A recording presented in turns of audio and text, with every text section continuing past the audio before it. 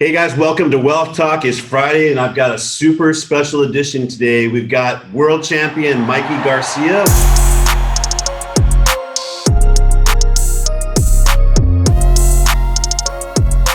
We're going to be talking about not only how to get rich, but how to create wealth. We're going to talk about some of the things that Mikey's done, some of the ways that he's propelling his own career. Stay tuned.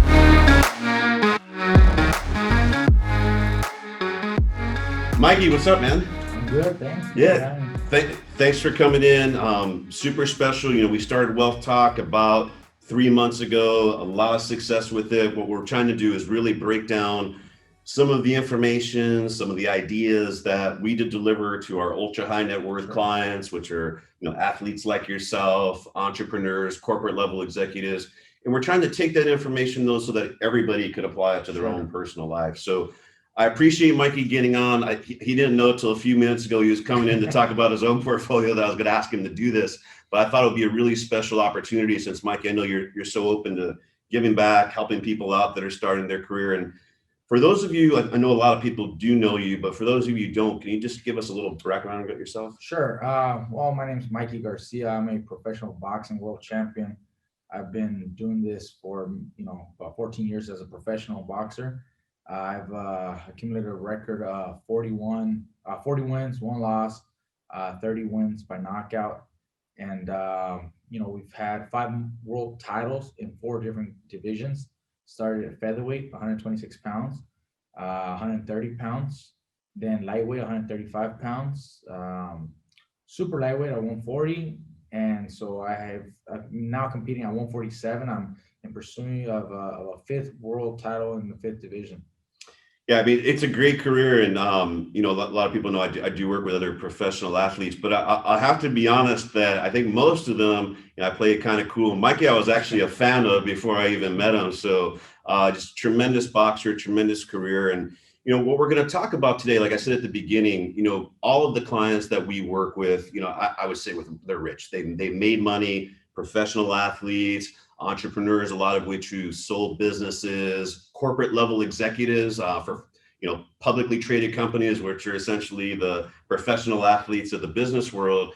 And so they've done that, but the idea is for most of them, some sooner than later, they are going to be leaving professional sports, selling a business, retiring from the workforce. And now what they want to do is they want to be able to take that money, invest it in a way that it sustains their lifestyle, yes. Right? And so for us, what we do and what we're known for at our firm is something called a personalized asset segmentation strategy. It's essentially what we teach people is a bucketing approach to how do you structure your own money, not to meet the stock market or beat your neighbor, but in a way like you're your own pension fund manager, creating a portfolio that's going to sustain your lifestyle. And so it's 4 buckets, and we've talked about this before. Bucket one. Bucket one is basically that paycheck bucket, the money that you need to pay your mortgage, your taxes with every year. You don't really take risk in that.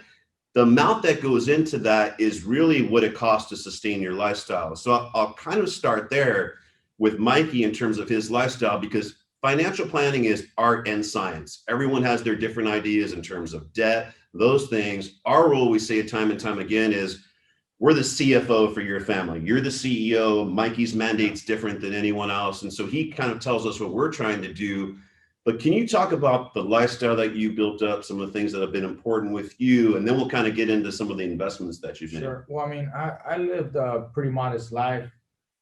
Growing up, just very humble beginnings. Both parents started working strawberry fields in Oxnard, when I was still a kid. So I mean, I grew up just, in a very modest home, very modest upbringing.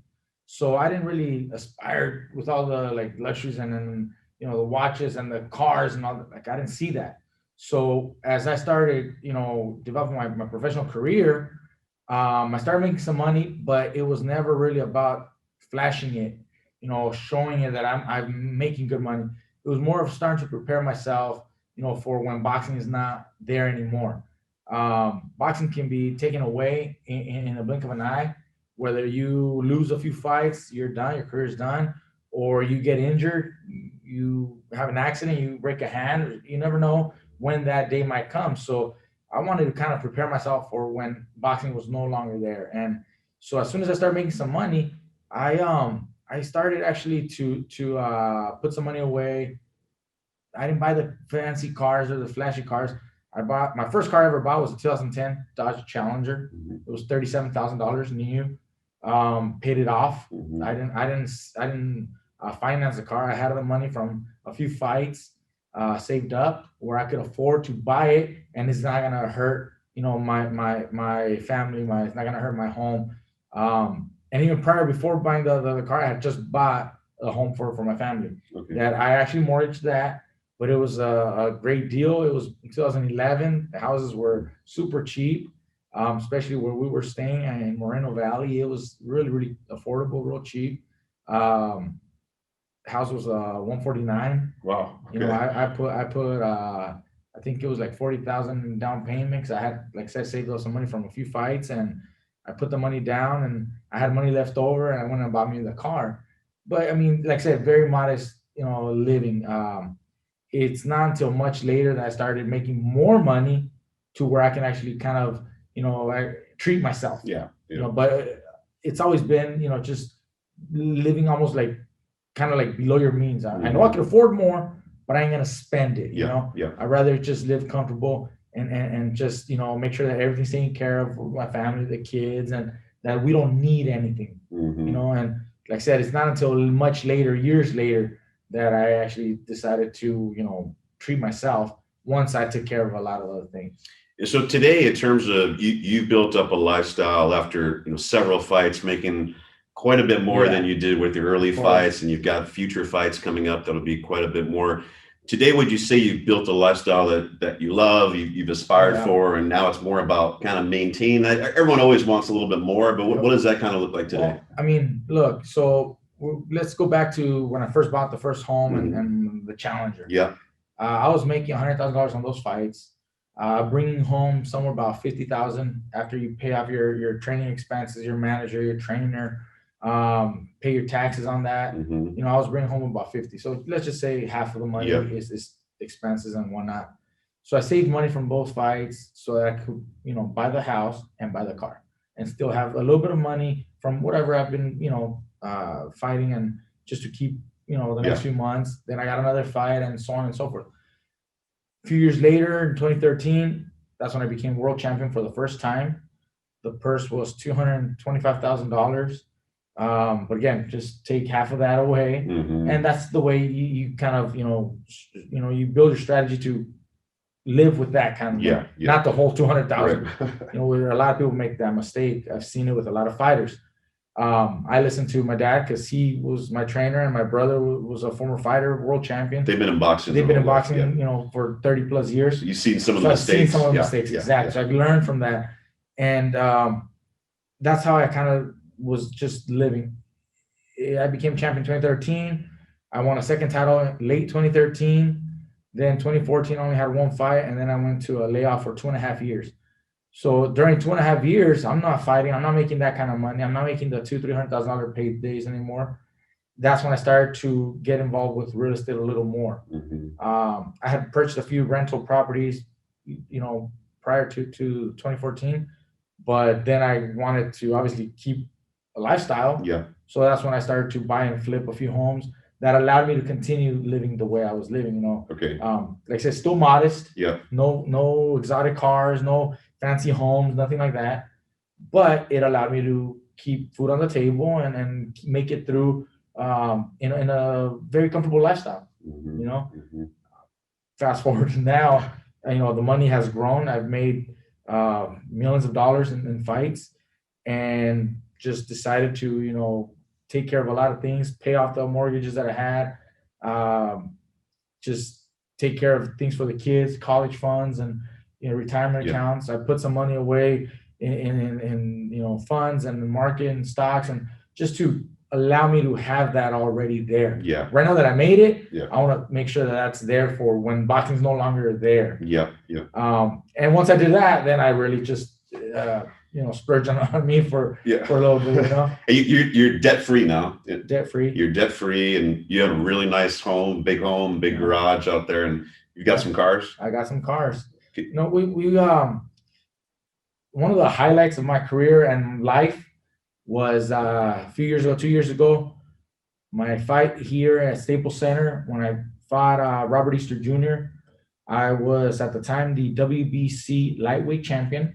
He was the IBF lightweight champion. We were both undefeated. We were unifying, the titles. Winner takes both titles. We're here at Staples Center. We had a little over 12,000 people in attendance. It was a great show. I won my fight. I made some good money. Following the few weeks after the fight, I paid off the few mortgages that I had. I had a small mortgage on one of the houses, and then I had a mortgage on the home that I was living with my kids. And then I had one other mortgage on a rental property. Okay. The other ones I was fortunate to pay off. I had a few that were paid, some were not. So I paid that off after my fight right away. I put some more money into the kids' college and retirement accounts. Mm-hmm. A little bit of money into the market and stocks and some funds that I put away like that.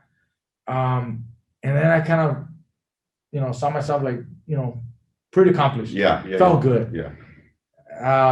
And I just like, well, I want to treat myself also, So I went and actually bought a exotic. I bought a Lamborghini Aventador SV, Okay. which actually I drove today. Okay.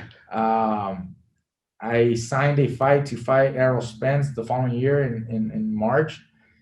And I had signed a deal with Reebok. And so things were doing so well. So I bought the Lamborghini. And then as I'm leading up to the next fight, I'm like, you know what? I know I'm going to make this kind of money now because we had a contract that guaranteed. Signed contract. It was important to have a signed contract. It was signed. I knew exactly what I was going to make. And I had upside depending on pay-per-view sales. Yeah. So I felt pretty comfortable and pretty confident. So I went and bought another Lamborghini. I bought an Aventador SVJ. Pretty fast car. Fast car, good track car. And these are all paid off cash. I had paid off everything. Like I said, I had paid off all the homes. The one car that I had for that was financed was my wife's so I could build her credit, pay that off. I just felt so good to be able to just be debt free. Absolutely. And at the same time, comfortable with where I could have the homes, I could have the cars, and I'm not taking away from the home. Yeah. So I had the biggest fight of 2019 with Errol Spence. Came up short, didn't win the fight, but we had such a huge successful show. Left lots of money for me. Took the rest of the year off.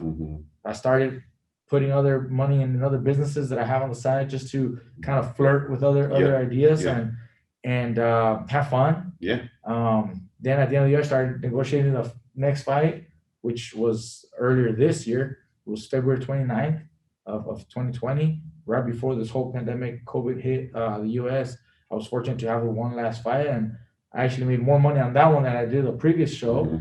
So things were just great, Yeah. I've accumulated other cars and I've done a lot of other things, but I've always wanted to add to my portfolio so that after boxing, when these big purses are no longer there, I could continue to live the same lifestyle. And that's where all the other businesses come in play. The real estate business comes in play, stock market, the mutual funds and savings bond, everything else comes into play. Right. That's going to continue to allow me to live the way I am right now. Right. So that's kind of the way I've done, with my financial planning. Yeah, and I think, and that's been one of the keys. Mikey talks about, like I said, we work with other professional athletes. It's really, whether it's an NFL player, Major League Baseball, and in boxing, it's really incrementally increasing your lifestyle as you get those signed contracts. So as a signed contract, a lot of, you hear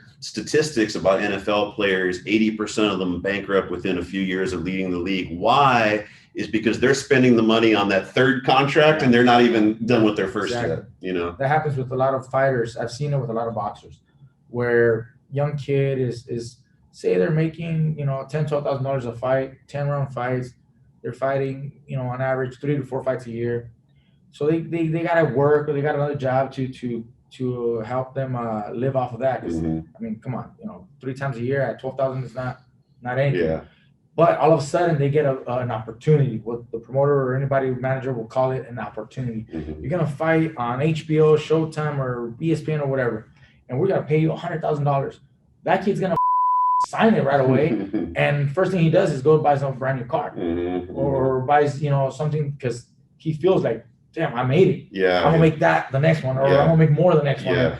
And they start planning that they're gonna be making that kind of money for the next few fights.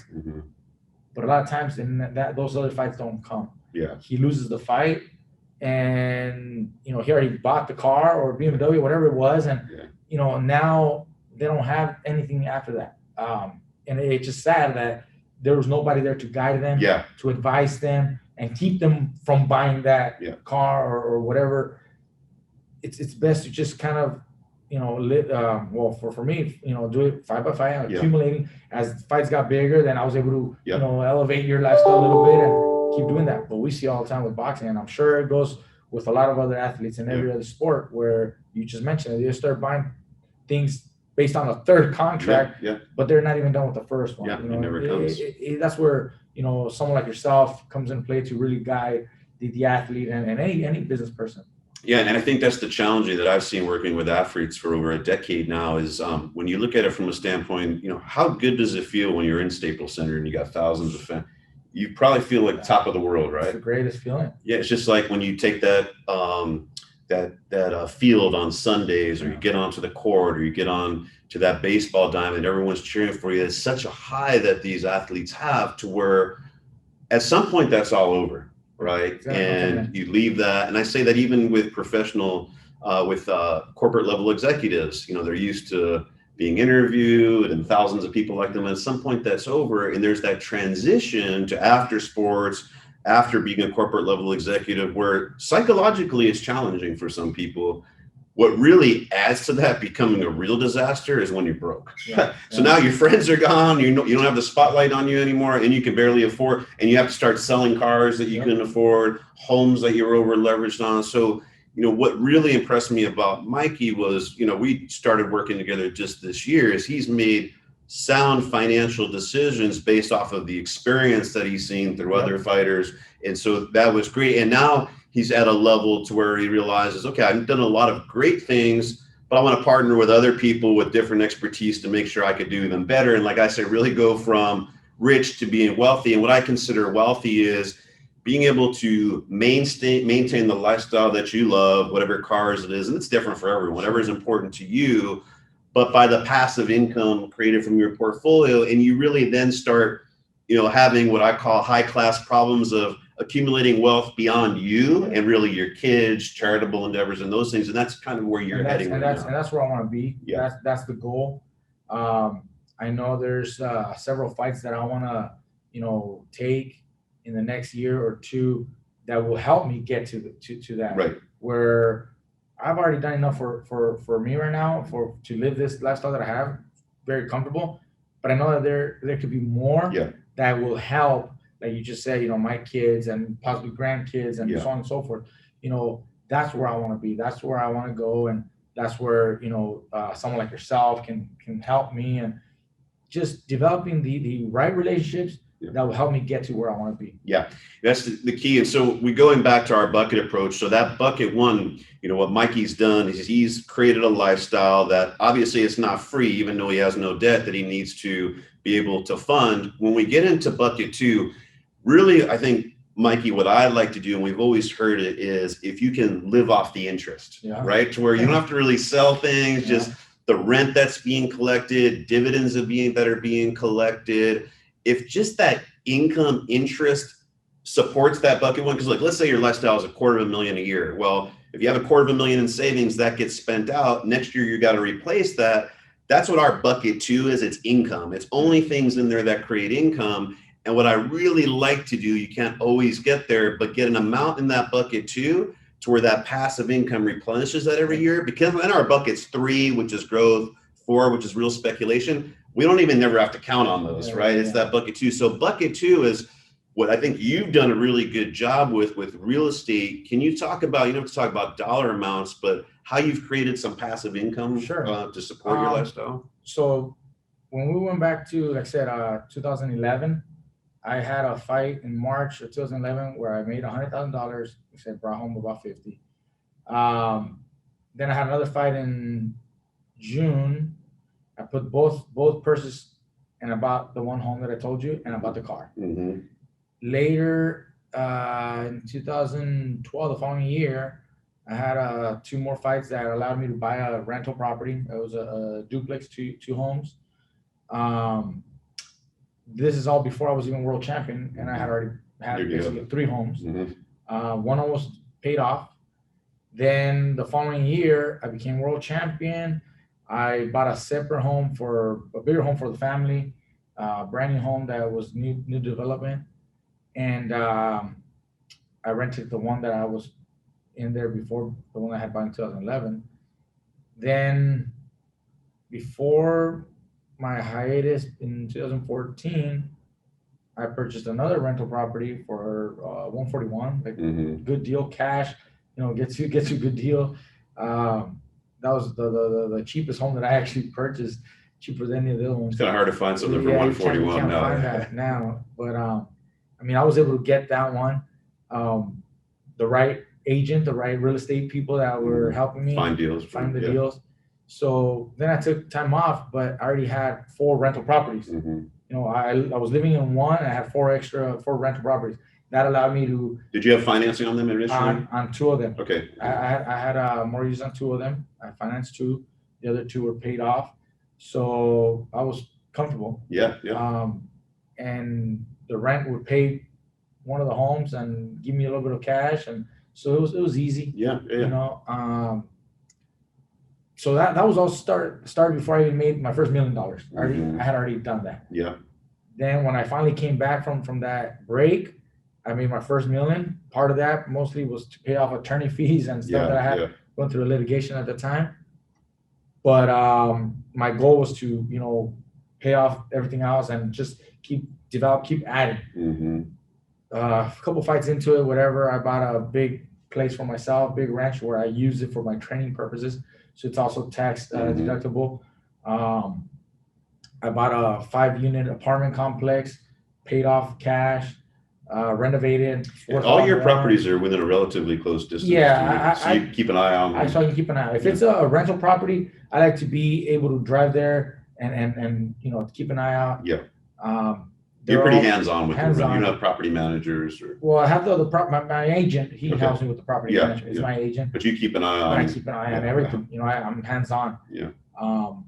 I have the time to do it, and I don't have much problem with people paying you rent. No, everybody pays. So that's just kind of what I've done, right? Now I've done. Right now I have. I think I've done. Let me count them out. 1, 2, 3, 4, 5, 6. Currently 6 residential, single-family residential houses, all paid off. No debt. No debt. I'm working on a 7th one right now, actually, that we're working. I think I'm gonna keep it for rental. I also have the 5 apartments. Right. Those are they're in Redlands. Like I said, we renovated those. The value goes up, but I'm collecting the cash flow for that. Yeah. So that's gonna be 11 units right now, doors that I'm collecting, plus the one that I'm working on, so that'll be 12. 12 doors, yeah. And I've also done flips. I also do flips where I buy the house, I'll fix it up and sell it. If I make good money on a flip, I'd rather just sell it. Yeah. If it's a little outside of my area where I can keep an eye out, I don't want to have someone else taking care of it. I have to drive further out, so I'll just flip those. So I've done here in LA, the one in Palm Springs, Riverside, where it's just a little outside of where I'm at, But that I love that idea of the real estate. That's done very well for me. Yeah, but what I like about you is so Mikey's done a lot of that. So that bucket 2, that income that's being generated to fulfill bucket 1 every year, he's done a lot of that, and quite honestly, has almost come close to having enough to do that. But we're doing some additional things with Mikey. Mikey's done some additional things because, like we always say, when you look at those income sources, you want to make sure they're very secure, because at the end of the day, someone might not pay rent, things might go haywire. So you don't want to have 100% contingent on those 10. Yeah. So you diversify out of that. And so what I like about you is, some people that get into real estate say, that's all I'm going to do. It's what I know. You can touch it, and it's great. But over the long run, there's some other things that have done a little bit better. Sure. And I said the idea of diversification so that cash flow isn't dependent on one tenant or one asset class, I think you've also looked at. Can you talk about, what's inspired you to not just stick with real estate? Because a lot of people go into that. Back in 2007, so I turned pro in 2006. In 2007, I had purchased a home with my dad out in Bakersfield. Mm-hmm. My dad kind of advised or thought, if I'm making some money from my boxing now, not a lot of money, but maybe just put some into a home. We had seen the markets growing, from the early 2000s, 2007. They were moving up. The price of the market was growing so fast. We figured we'd buy a house at say 300,000. In a year or two, it's worth 350 or more, and at least the money that I'm putting there, it's gonna grow. And so we bought a house there. 2008, the following year, market crashed. Yeah, we all remember 2008. It was bad. So now we had a mortgage on the house. The tenants were no longer paying the rent. Now it's coming out of my pocket. And we ended up having a short sale on it, which allowed me to walk away without debt. But the house ended up selling for like 115 or 120. Yeah. Wow. The bank took the loss there. But that kind of told me, it's not a good idea to just keep everything there in one, area. So I've done well in real estate, but I've also started to flirt and put other businesses. I have my car business, right, where I can buy and sell cars, and I mainly custom cars. Yeah, I do the Range Rovers is what I've been specializing on. Yeah, custom Range Rovers. We do also the vinyl wraps, right, color change, small little gig. What's the name of that? Shark wraps. Shark wraps is a little plug for you out there. We do color change vinyl wrapping for the cars, mainly exotics, because that's who kind of can afford and pay, for something like that. I also have my pound for pound CBD. I partner with a few friends, different friends that we met over the years, and we develop a good CBD product, 100% CBD, no THC. That way, I can actually use it myself, right, and not it's test. not banned. It's not banned for my boxing. Right. We can't be testing positive for no marijuana or anything like that. So my CBD product is 100% CBD. It was approved by the commissions. It was approved by VADA and USADA, anti-doping agencies. 100% legit. Pound for pound CBD is what I take personally, and it's a great product. I've done that. I have the cars.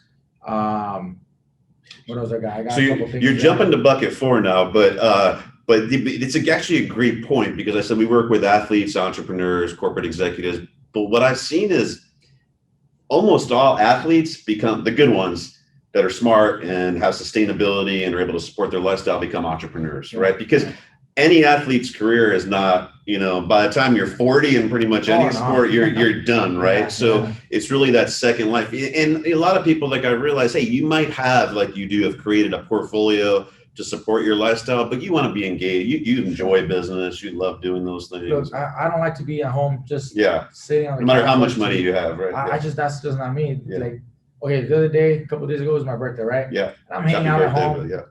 Thank you. I'm hanging out at home with the kids, watching TV, and I kind of felt bored. I wanted, because I know there's things that I could be doing, like watching the renovations at one of the houses that I have right now, looking at, my car business that I have. Right. I like to keep an eye on things, and just being home, it was nice. Obviously, it's cool to kind of take a break and be at home with the kids, but I also kind of felt a little bored. I know I could be doing productive things. Right. But that's just who I am. I like to do things. That's why I don't mind, driving around to find a good deal or find something that can help me in the long run.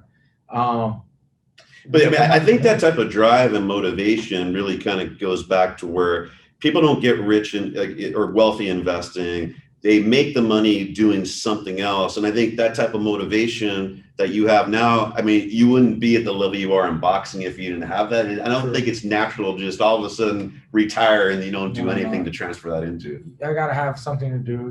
If I'm not gonna be boxing, because like you said, that day's gonna come. Yeah. And that's why I've already kind of started, to take the footsteps to prepare myself for retirement from Right. boxing. What's next? What am I going to do next? I have options. Yeah. I could either, focus on in the boxing world.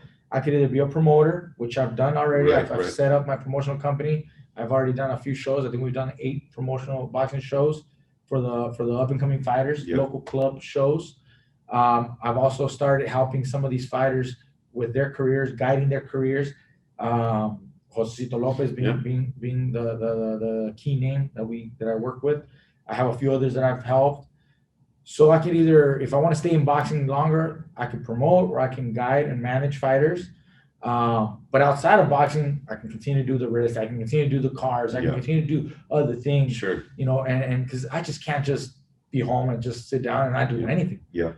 You want to be engaged. You want to be out there. You want to be able to also help others. Right. If I'm doing well, I can also help others. And Yeah. that's kind of why I've already taken the steps. We're trying to get together to form the management aspect, so I can guide the fighters with Right. you and everybody that we Right. get together. So I'm already planning for Yeah. that. Boxing ain't gonna be here forever. Right. Just like any athlete, the career is gonna come to an end one day. Yeah. And you gotta try to always prepare yourself for after, that. Yeah, I think you've done a tremendous job about that. And so kind of this, the idea is we try to give this framework and try to, hopefully inspire other athletes, entrepreneurs out there, because really it's not just athletes, right? It's also, I've seen this with corporate executives that are moving up the chain. They think they're going to get that next promotion. They buy that next house, and before you know it, they're laid off, right? And they didn't save for that next day. But I think, so that structure of, we talked about, just to kind of reiterate, Mikey built a lifestyle that's sustainable almost from these income sources in bucket 2. Once he's done that, he's now focusing on some growth assets, doing some flips. Bucket 4 is what we talk about, or private equity. In your case, you're really hands-on, to where you now kind of start shooting for the moon, right? Taking more risk, because you already know at the end of the day, if you're bucket 3, or if this CBD doesn't work, or it doesn't impact your lifestyle. So that's what I always tell people: secure that lifestyle first. Yeah. Take enough risk to get there, but then really start taking that astronomical risk, because those are the things that you hit those grand slams that help create wealth. And that's what I think what you're doing well now. That's where I'm at now. That's where I want to be. Right. My lifestyle is already basically taken care of. Right. With what I've already done so far. Yeah. I don't have a huge flashy lifestyle, but it's enough to where I'm. You're happy. That's the most important thing. I'm happy with what I have. But everything else that I can make, I'm like you said, shooting for the stars and the moon, and right. Because if I hit something big, it's only going to help me that much more. Help your family, help the family, help everybody that's around me. Right. So that's where we are now. That's why I'm still very, very interested in getting these next few fights that I can, really accumulate all that extra money and that wealth to be able to go much bigger. Yeah, I think that's an important part, because I know there's athletes listening to this. So Mikey's, he's done it step by step. He didn't start out with the Lamborghinis or the exotic cars. He built it up to where he bought his house first. So when he laid his head down on the pillow at night, he knew nobody could ever take that away from him. And so now that he's built it up and he's done those things, those of you who are contract based, that's how you want to progress. You want to do it time by time. That doesn't mean you can't have the Ferraris. It doesn't mean you have to, drive an old beat up Toyota. But it means you need to earn your way there. You need to take that approach that Mikey's done, a lot of other athletes that we work with in doing that. So, what we really wanted to get across today, guys, was that a focus on how do you, first of all, build a lifestyle that you love, maintain that from income sources that are real estate, stocks, bonds, other things that we're working on right now. When is the time, which is after you've done that, to start going after taking those more speculative investments? You want to do Bitcoin, you want to do crazy business. That's okay, guys, but you don't start there. You don't start with those types of investments. So you don't start there. I never took a gamble on anything like that. Because if it didn't work, if it doesn't work, then you're screwed. Right. So take care of your lifestyle first, so that you can afford to gamble later. Right. Like don't ever invest or gamble money that you need. Right. If I needed $1,200 for one mortgage, I ain't gonna go and gamble it. Right. I need it. Right. I ain't gonna go put it on a blackjack table if I need it.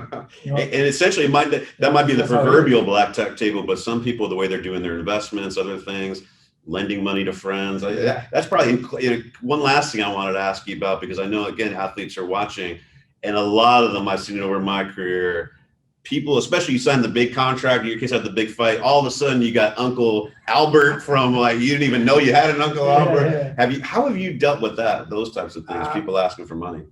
We've had a few close friends or family that have asked, and just depending on who it is and what kind of situation they're in, why they need the money, I may be able to help, maybe not, and depending on the amount as well. Right. A few sisters of mine needed some. They had bought their home and they were gonna renovate some stuff, and instead of me lending it to them, I told my guy, go work, do the renovations, don't charge them, come in and yeah. So instead of making like them feel like they owe me, I just gifted it. Yeah. Another sister asked me for help with the down payment for a house, so I did. I lent her some money and she paid me. She was paying me, and then I told her, just the rest I don't need, just that. But there was limits and structure. It wasn't like, hey, I want to go buy a new Land Rover or something like that. Yeah. It's only if it was really something beneficial for them. And you never put yourself in a position where you'd have been in trouble if they didn't pay you back, right? No, of course not. That's what I always tell people. If you ever lend money to friends or family, do it with the idea it's not coming back. Not coming back. Just almost like a gift. If it comes back, great. And some of my other friends that have asked me for money, sometimes I've lent it to them and they pay me, and that's great. But even if they didn't, it wasn't gonna hurt me. Yeah. So you got to keep a level of trust, but also you got to be smart about it. Yeah. $100,000, shit, maybe not. Yeah. $1,000, not a big deal. Yeah. So just and the friends that it's a small friend. I'm talking about small circle. Yeah. Friends that were actually from junior high and high school. So long-term friends like that, they also aren't trying to like burn me in any way. Yeah. Other people will come around once in a while. Yeah. Oh, I got a business opportunity for you. Always a business opportunity. Money. Let's put this together.